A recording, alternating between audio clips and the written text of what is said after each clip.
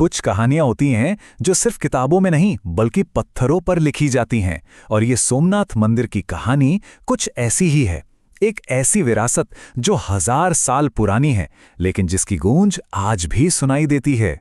तो ये सिर्फ एक मंदिर की कहानी नहीं है, असल में ये कहानी है एक सफर की। एक पवित्र स्थल कैसे पहले जंग का मैदान बना, फिर नेशनल प्राइड का सिंबल, और आज कैसे वो मॉडर्न इंडिया की पहचान का एक बहुत ही अहम हिस्सा बन गया है। चलिए इसी सफर को समझते हैं। अच्छा, हाल ही में एक बहुत बड़ा उत्सव हुआ, सोमनाथ स्वाभिमान पर्व, और इसी वजह से मंदिर का इतिहास फिर से चर्चा में आ गया। लेकिन सवाल ये उठता है कि आखिर ये मनाया क्यों जा रहा था, क्या खास था इसमें? देखिए, ये कोई छोटा मोटा फंक्शन नहीं था। जरा सोचिए, रात के अंधेरे में 3000 ड्रोन आसमान में सोमनाथ की पूरी कहानी दिखा रहे थे। फिर एक शौर्य यात्रा भी निकली जिसमें 108 घोड़े शामिल थे।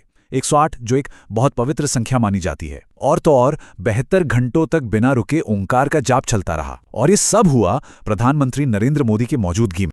तो इतना बड़ा उत्सव आखिर किस लिए? दरअसल इसमें दो बहुत ही ऐतिहासिक पलों को याद किया गया। एक घटना जो 1000 साल पहले हुई और दूसरी 75 साल पहले। तो सवाल यही है कि वो कौन सी घटनाएं थीं और आज इतने सालों बाद भी वो हमारे लिए इतनी जरूरी क्यों हैं? चलिए, इस सवाल का जवाब ढूंढने के लिए हमें समय में थोड़ा पीछे चलना होगा, पूरे 1000 साल पीछे, एक ऐसी घटना की तरफ जिसने इतिहास पर एक बहुत गहरा निशान छोड़ा। जरा उस मंजर की कल्पना कीजिए। तारीख थे 6 जनवरी 1026। महमूद गजनवी की एक बहुत बड़ी सेना, जिसमें 30,000 घुड़सवार और हजारों पैदल सैनिक थे, वो सोमनाथ मंदिर की तरफ बढ़ रही थी, एक बहुत बड़ी विनाशकारी शक्ति की तरह। और फिर जो हुआ वो सिर्फ एक लड़ाई नहीं थी, वो एक कत्लेआम था। 15 दिनों तक मंदिर को घेरे रखा गया और उसके बाद 50,000 से भी ज्यादा लोग मारे गए। 50,000, ये एक बहुत बड़ा आंकड़ा है। और तबाही सिर्फ जान की नहीं थी, लूट भी उतनी ही भयानक थी। रिपोर्ट्स के मुताबिक 6 टन, जी हां, 6 टन से ज्यादा सोना लूटा गया था। जरा सोचिए, उस जमाने में इतनी दौलत से तो सल्तनतें बन और बिगड़ सकती थीं। तो ये टाइमलाइन देखिए, ये 1000 साल की कहानी को 3 हिस्सों में दिखाती है। 1026 में विनाश, फिर 1951 में स्वतंत्र भारत में इसका पुनर्निर्माण, इसका पुनर्जन्म, और 2026 में उसी विरासत का सम्मान। ये कहानी है गिरने की और फिर उठकर खड़े होने की। लेकिन जैसा मैंने कहा, कहानी यहां खत्म नहीं होती। विनाश इसका अंत नहीं था। अब कहानी को आगे बढ़ाते हैं और सीधे चलते हैं आजाद भारत के दौर में, जब एक बड़े लीडर ने यह तय किया कि इस मंदिर को फिर से अपनी शान वापस पानी होगी। और वो लीडर थे सरदार वल्लभ भाई पटेल, भारत के लौह पुरुष। उनके लिए सोमनाथ का पुनर्निर्माण सिर्फ एक मंदिर को दोबारा बनाना नहीं था, नहीं, उनके लिए ये राष्ट्रीय गौरव को वापस पाने जैसा था। ये एक सभ्यता के जख्मों पर मरहम लगाने जैसा था। और फिर वो दिन आया, 11 मई 1951। इस दिन मंदिर का प्राण प्रतिष्ठा समारोह हुआ।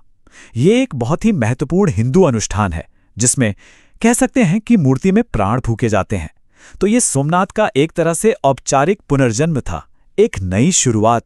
लेकिन कहानी में एक और मोड़ है। मंदिर का ये पुनर्निर्माण भी विवादों से अछूता नहीं रहा, और हाल ही में जो उत्सव हुआ उसमें एक पुराने राजनीतिक विवाद का जिक्र फिर से छिड़ गया। एक ऐसा विवाद जो दिखाता है कि आधुनिक भारत में सोच को लेकर कितनी गहरी लकीरें हैं। प्रधानमंत्री मोदी ने अपने भाषण में एक ऐसी बात कही जिस पर शायद बहुत लोगों ने ध्यान नहीं दिया होगा।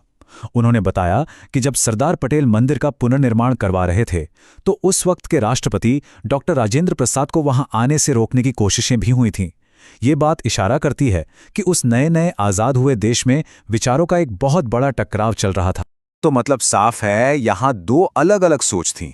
एक तरफ थे सरदार पटेल, जो मंदिर को राष्ट्रीय पहचान से जोड़कर देख रहे थे, और दूसरी तरफ कुछ लोग थे जिन्हें लगता था कि सरकार के पैसे से एक मंदिर का पुनर्निर्माण कहीं भारत के सेक्युलर यानी धर्मनिरपेक्ष ढांचे को कमजोर न कर दे। तो सवाल फिर वही आता है, आखिर इस एक मंदिर में ऐसा क्या है? 1000 साल गुजर गए, लेकिन आज भी सोमनाथ का नाम इतनी मजबूत भावनाएं क्यों जगाता है? शायद इसलिए क्योंकि सोमनाथ का सफर एक तरह से भारत के अपने सफर को दिखाता है।